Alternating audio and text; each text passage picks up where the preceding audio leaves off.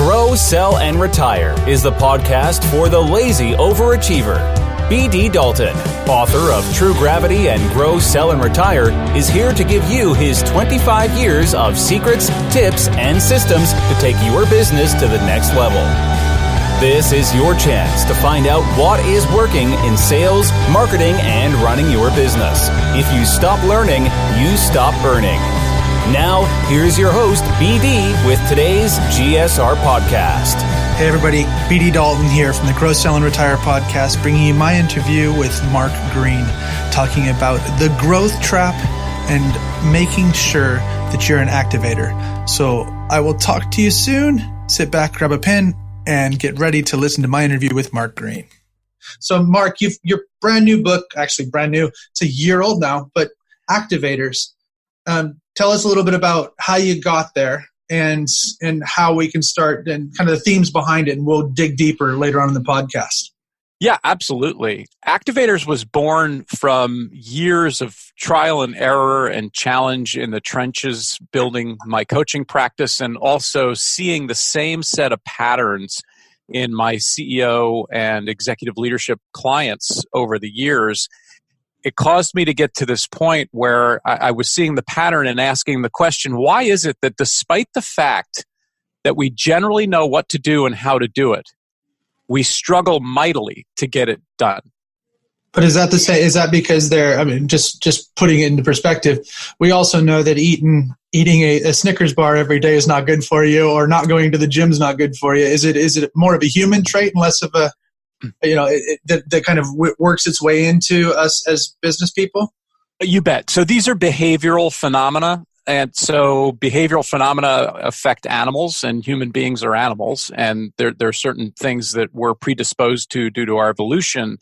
And so, this is the application of those universal concepts in a business setting. However, you could literally take everything that I'm talking about in the book, and I do bring in some personal examples and apply them into any aspect of your life.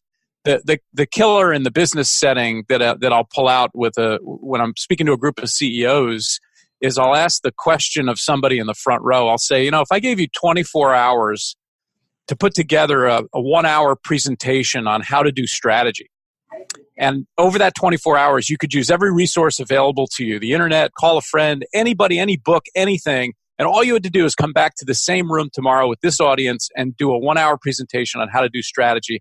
How do you think you'd be able to do with that? And the answer is always, well, I think I'd do really well with that. And my comment then is, how many of you in the room think if you were given the same challenge, you'd be able to nail it and do really, really well with that? And everybody will raise their hand. And then I'll say, okay, now, if you have a really clear strategy for your own business that you're actually executing, and the definition of that is I could tap anyone in your company on the shoulder and ask them, and they could give me the answer as to what it is, keep your hand raised. And of course, all the hands go down. And so the question is, well, if it would take you 24 hours to deliver a presentation on how to do great strategy, you know what to do, and you can certainly figure out how to do it. But why isn't it getting done? And that really is the core of what Activators is all about. And so you're sitting back, and sometimes when you wrote the book, was it cathartic, or was it one of those where, from our two books, it was people would come up and ask, how do I do this? How do I do that? But then you don't have the time to see everybody. Is it one of those, here's a guidebook and kind of a brain dump to help you out? Or what brought you to write the book besides the problems? It was born of frustration of having this invisible thing literally torpedo people's ability to get what they want the way they want it. And I was candidate number one. I needed to drink my own Kool-Aid because I'd struggled with these things just like everybody else. And so when I finally got the light bulb, this is the book I have in me, and this is the book I'm going to create, it became a bit of a mission, because I feel like there's just so much potential out there that's not being realized. And it's because we're totally blind to the obstacles that are holding us back. And this is my small part of helping people start to chip away at that, and through awareness and a set of tools, actually be able to master these things that are happening unconsciously within each of us. That's awesome. My favorite thing is I want to see my whole crew at the top, and people don't understand that the more you can help the people around you, the better the ecosystem gets, the better business is, the more money there is, the more time to do fun things. And when people are successful, they're happy and they want to engage. So it's easier to sell to somebody that's either super sad or super happy. And my frame of reference around my work, to your point exactly, is I drive economies. And the way I drive economies is by driving employment. And the way I drive employment is by helping leaders figure out how the heck to sustainably scale their organizations and do it in a way that everybody has a lot of fun and everybody has a lot of time to go enjoy their lives along the way.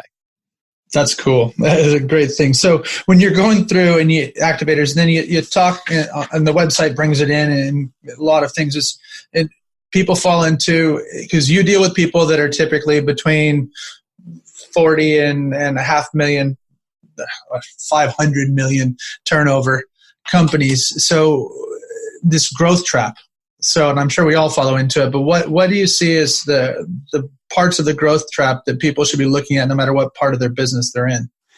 Yeah, absolutely. So the growth trap concept came also out of the trenches, and it was this idea that I saw CEOs and leaders trying to scale companies, but what would happen as they would continue to scale the business, they themselves would continue to be more and more consumed by the business. It would occupy more of their time and effort and focus rather than less of their time and effort and focus over as the business continued to grow.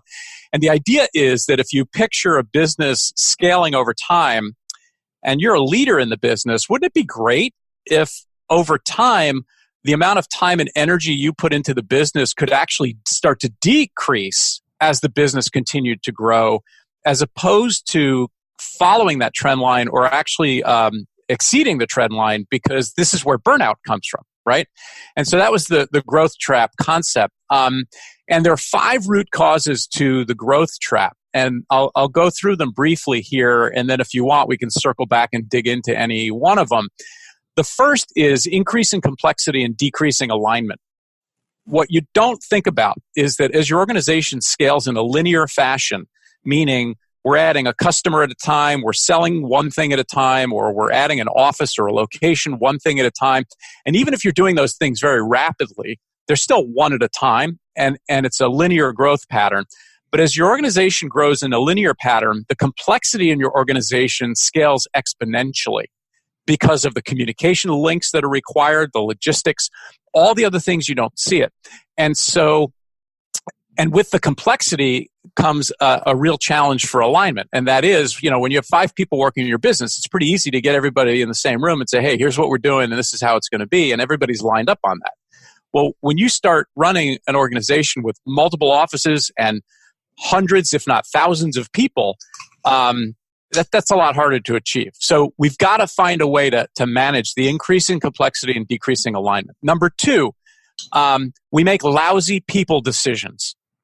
Okay, we let our emotions and our relationships get in the way of the right choices to drive the business forward, and we don't have accurate tools and processes to handle and measure soft skills in the organization. Can I one second there, Mark? So if everybody that's listening to this, just take that spot from Mark's position and pull out a piece of paper, 1 second, and write down the name of somebody right now that just came to mind. And we'll come back to that later, and I'll put a little blog out there about it. But the lousy people decision, I think we all made it. So if everybody just writes that down, we'll come back and circle back to that. Yeah, and the way I would frame the question that Bart just asked is, who in my organization am I tolerating right now? Correct. It's not. Yeah, who am I putting up with that's possibly inhibiting our progress? But no, it's cool. Yeah, you bet. All right. So number 3, root cause of the growth trap is increasing competition and decreasing margins. So as you continue to grow and be successful, it's a double-edged sword. On the one hand, you're prospering and the business is growing. On the other hand, you start to pop up on the radar of competitors. And you also might not be as comfortably differentiated as you once were over time. And what this tends to do is put pressure on your margins over time.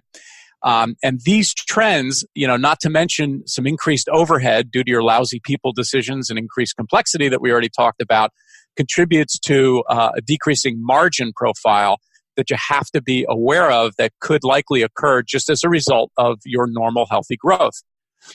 Number 4, cash flow pressure and decreasing profit. Growth consumes cash. No surprise there. Pressure on your margins decreases profit. That makes it even worse. And you've got to pay attention to your cash conversion cycle, which is the elapsed time between when your business spends $1 and when it gets that $1 back in the form of collected revenue, hopefully with some gross margin attached to it. Healthy cash flow is a requirement to have a lot of options in a business. You think about cash like human beings think about oxygen. When you can breathe and your lungs are functioning well, you can do anything you want to do. You can go for a jog, you can run up a flight of stairs, all of that. But if your lungs are compromised and your body can't take up oxygen properly, you might not even be able to get out of a chair and walk across the room. Your options are severely restricted. So it is with cash flow in your business. So you've got to watch cash and cash flow pressure and decreasing profitability as a potential contributor to that. And number 5 is leadership stagnation. And because of root causes 1 through 4 that I just went through, it becomes virtually impossible for a CEO and the executive team to spend enough meaningful time thinking about and focusing on their future, because they're fighting fires in all these other things that are going on in the business. And here's the insight. I have never met a team of leaders where the growth rate of the team, where the growth rate of the business exceeds the personal growth rate of the people running it. So everybody has to want to get ahead and move it forward. And yeah, it's this idea that if you're not growing first, your business isn't going to grow. And that's one of the core pillars of my coaching philosophy. Is it's really about leadership development, because everything in the business comes from there. And there's the saying from Branson that says, what happens if we train our people up and they leave? But what happens if we don't train our people up and they stay? And they stay, exactly. Exactly. People don't invest in those. They invest in new machines and upkeep on the machines, but then they don't invest in their people, which are the things that drive everything else. Well, and this is even more fundamental than that, though, because this is the CEO investing in him or herself and their executive team. And because sometimes we think mistakenly we're at the top, we're running the place, therefore we have all the answers. And you're really stagnated because you're not learning and growing, and eventually that is going to catch up to you and reflect and manifest in the results of the business. So when you talk, we go about number 3. So increasing competition, decreasing margins. If we look at, and I have some stats that I pulled up because we were going to talk about this, but so Coke versus Pepsi. So right, Coke $35 billion revenue. Pepsi $57 billion, right? But the profit actually added to the bottom line, Coke is bringing in $11 billion, and Pepsi's bringing in $6.3 billion. So less money made, and more money made, less money to the bottom line. But they've got twice the number of staff. If you were just looking at something like that from a macro overview, pulling apart with the 5 things, what would you go back to the Pepsi Co and say, because they're doing twice the turnover and have 30% less profit? So those are great examples. So as you say that, my head goes to 2 places.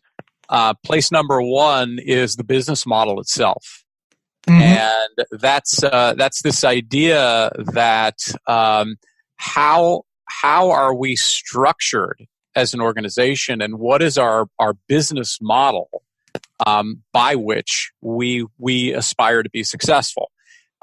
Because my hunch is, and I don't know a lot about the beverage industry, but my hunch is that Coke's business model is different than Pepsi's in a couple of key key ways.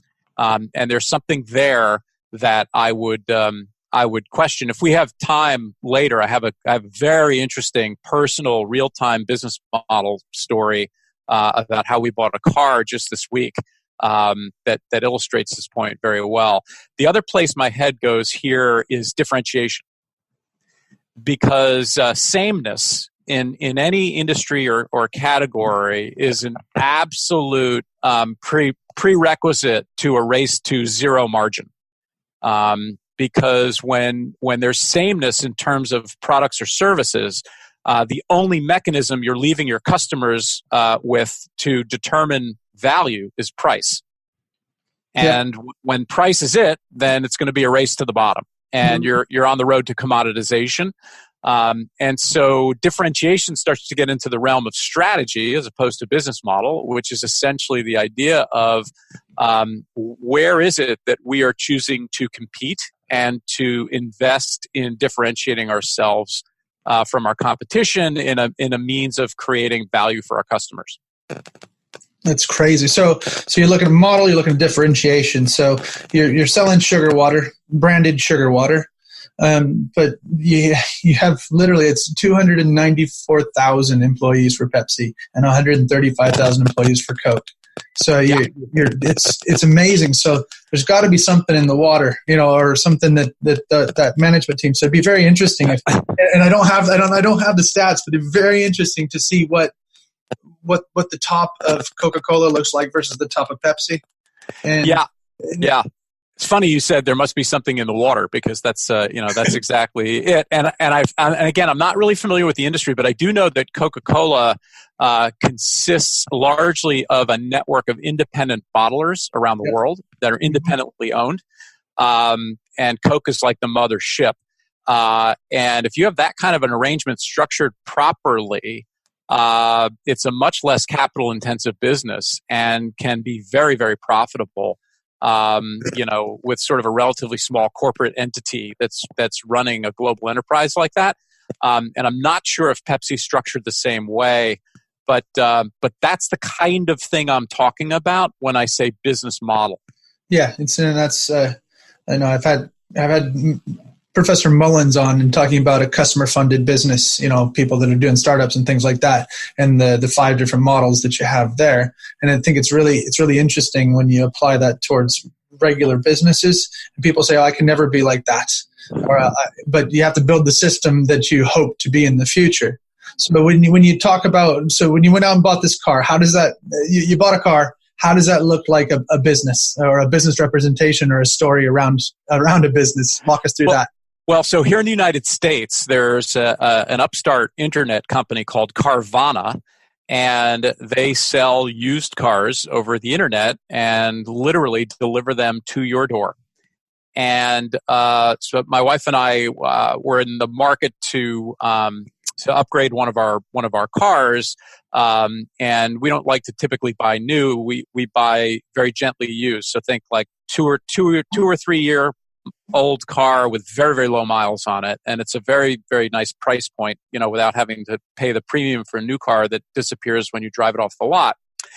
So we do our homework, and we bought through Carvana this time. And because of the data that's available online and the transparency in understanding exactly what you're getting in the car that you're buying and their customer service experience, it is absolutely going to massively disrupt car dealers here in the United States. And it is a huge business model change to how people buy a car.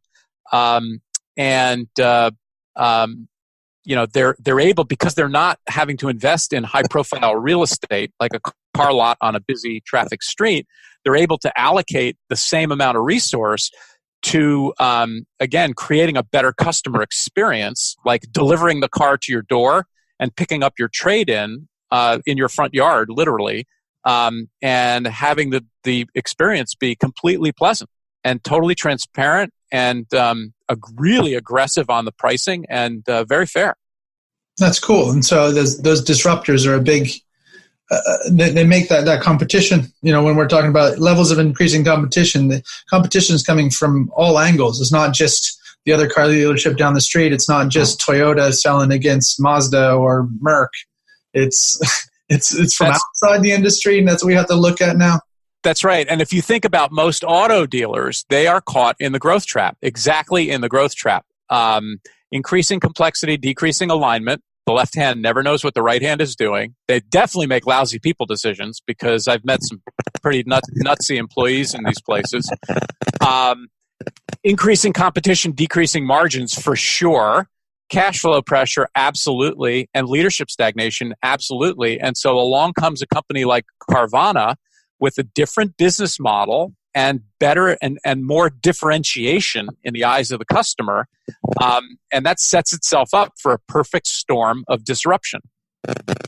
That's exactly where we need to, people need to be thinking either how they can be disrupted or how they're going to disrupt. How can you be an annoyance to somebody enough where they either have to change their business model and work in a different way, or you're annoying enough where you should be purchased. Yeah, and you have to find an industry or a product offering where customers hate some aspect of the product or the experience. They hate it, or it's way more expensive than rationally it should be, where you can somehow use technology to completely transform that experience. Cool. I call and you kind of alluded to some things throughout the conversation, I call our people lazy overachievers. So getting to that spot where they can run the company, and as they're running the company, it gets bigger and bigger, but their workload doesn't get any bigger and bigger because they've got the systems in place or the people in place. So I love that term, by the way, because I am absolutely a lazy overachiever. And people say, I don't want, especially over here in England, they go, I don't want to be lazy. I say, everybody wants to be lazy. There's not anybody, everybody, if people could not be fat and, not be fat and not have to go to the gym, they would definitely do that, because they'd much rather be doing something else than, even if you're a gymophile, you still wouldn't, you do something else. So what's, what are you reading right now that's making you happy, excited, or more engaged in the business? I read a really interesting book recently on self-awareness called Insight by Tasha Eurich. That's TASHAEURICH. Yep. It's called Insight: The Surprising Truth About How Others See Us, How We See Ourselves, and Why the Answers Matter More Than We Think. And it's really critical. I mean, I'm a student of how our minds work and of psychology and behavior and motivation. And self-awareness is such a key prerequisite to be able to really do anything meaningful that lasts. And Tasha's really put together some great research on this idea of why it is so hard for us to have self-awareness. Not just self-awareness in terms of how we feel about ourselves, which is critically important, but also self-awareness around how others perceive us. Mm-hmm. Right? Because we deceive ourselves there quite frequently, and that's a book that's on my radar right now that I really loved and I'm still thinking about. Perfect. So being a lazy overachiever, what bit of tech or software or something else is making your life, besides Carvana, obviously, is making your life a bit more fun, a bit more engaged, or freeing you up more time for other things? I would say you got to surround yourself with the right team. So I'm a solo practitioner coach, so I don't have employees, and that's by design, by the way. And I've in fact built my entire business strategy around my own tendency for sloth. Okay, so and I teach other coaches to do this also as a give back, just because I'm grateful for those who helped me get where I am. But it's baked into my model. But I have external partners that help me in all manner of ways with my writing. With my social media, with my marketing and graphic design and all those things.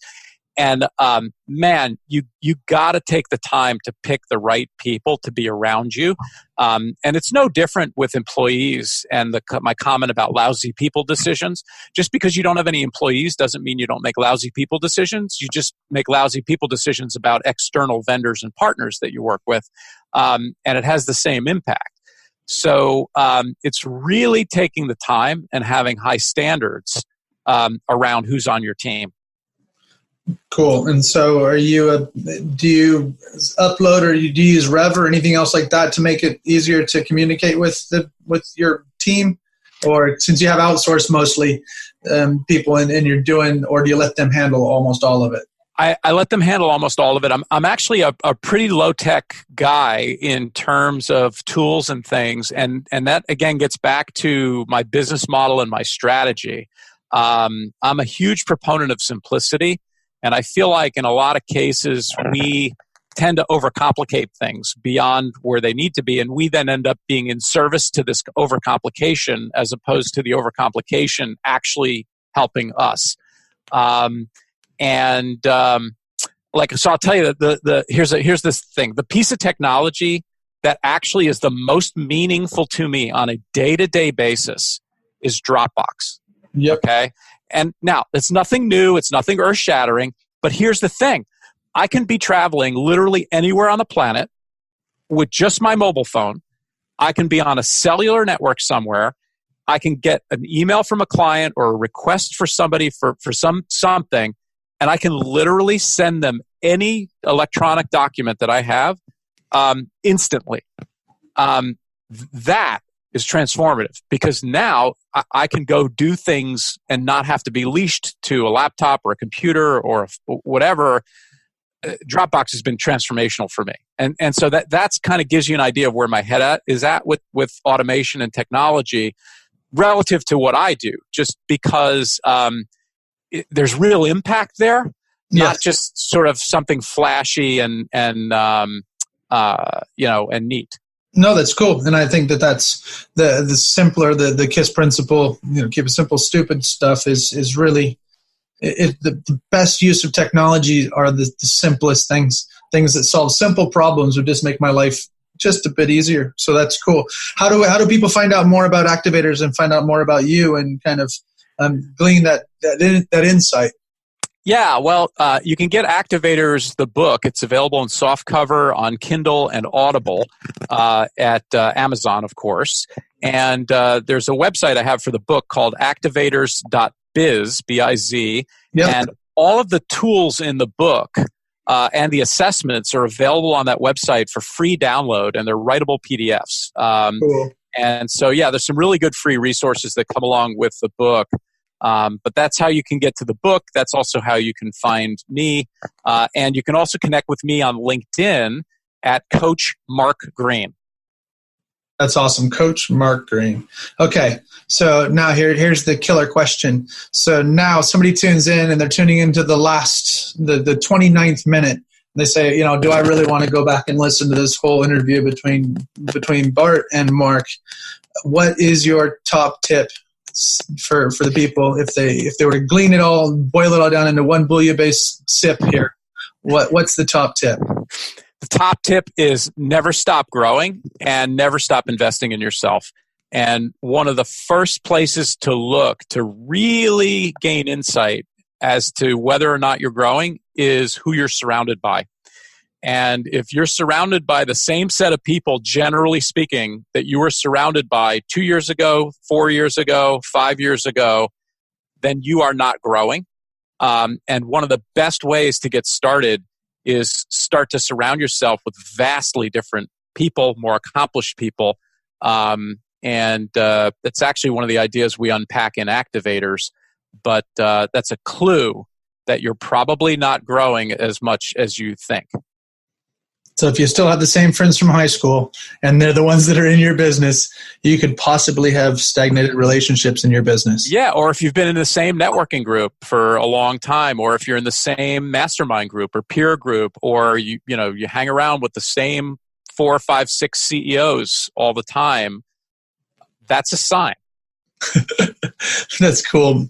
Mark Green, thank you so much. Look forward to reading more on Activators. And thank you very much for coming on Grow, Sell, and Retire and helping out our lazy overachievers. My pleasure. Great to be with you. Thanks for joining us on Grow, Sell, and Retire. For more information, tools, or to book one of our team members to work with your team, business, or to speak at your event or conference, visit bartdaltonconsulting.com or email contact@bartdaltonconsulting.com. Buy the book True Gravity on Amazon. If you want to work for the rest of your life, that is your business. If you don't, that is ours.